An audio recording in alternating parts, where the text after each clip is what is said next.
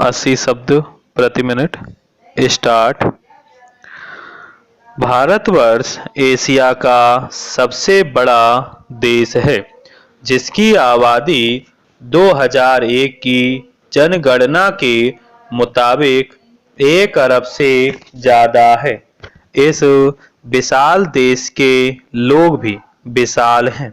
इतने बड़े देश में भाषा, रीति रिवाज, जाति, धर्म, संप्रदाय के आधार पर समाज के विभिन्न वर्गों में थोड़ा बहुत मनमुटाव, भेदभाव होना स्वाभाविक ही है। शायद ही विश्व में कोई इतना बड़ा मुल्क होगा जहाँ के लोगों के रहन सहन, आचार विचार, वेशभूषा, खान पान, धन दौलत, भाई बंदी की विविधता होते हुए भी इतनी एकता दिखाई दे। सचमुच अगर यह कहा जाए कि यहाँ अनेकता में एकता है, तो कोई अतिशयोक्ति नहीं होगी।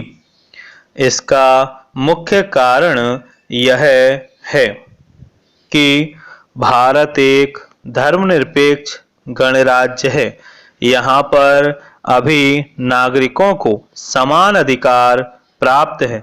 भाषागत, जातिगत, वर्णगत का भेदभाव किसी के साथ नहीं किया जा सकता।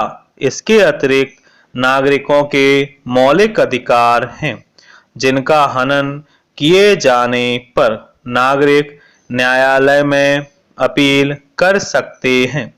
सभी मजहबों के नागरिकों को एक ही मत देने का अधिकार है। सबको यह अधिकार है कि वह उच्च से उच्च पदों के लिए किसी भी स्थान से चुनाव लड़ सकता है।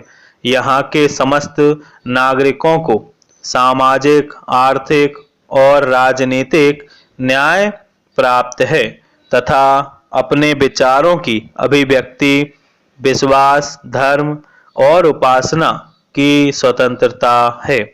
संघ और राज्यों की सेवाओं के लिए संघ लोक सेवा आयोग, कर्मचारी चयन आयोग, रेलवे भर्ती बोर्ड, लोक सेवा आयोग स्थापित किए गए हैं।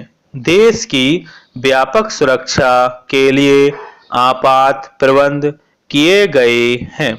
आपातकालीन समय में महामहिम राष्ट्रपति द्वारा विशेषाधिकारों का प्रयोग किया जा सकता है। राजभाषा एवं प्रादेशिक भाषाओं को उपयुक्त स्तर पर महत्व दिया गया है। न्याय व्यवस्था के लिए उच्चतम न्यायालय तथा उच्च न्यायालयों के अतिरिक्त अनेक जिला न्यायालय स्थापित किए गए हैं। कानून के सामने सभी नागरिक बराबर हैं। हमारे संविधान में रंग भेद, वर्ण भेद के लिए कोई स्थान नहीं रखा गया है। सरकारी, गैर सरकारी, अमीर गरीब सब कानून के सामने बराबर हैं। फिर भी समाज में विषमताएं तेज गति से बढ़ती जा रही हैं, जिनको दूर करने के लिए भारत सरकार कृत संकल्प है और अनेक सुधार कर रही है। किंतु इन सभी सामाजिक सुधारों और कानूनी अधिकारों के बाद भी समाज में दिनों दिन बढ़ते पिछड़ेपन का मुख्य कारण हमारी बढ़ती हुई जनसंख्या है, जिस पर नियंत्रण करना आवश्यक है।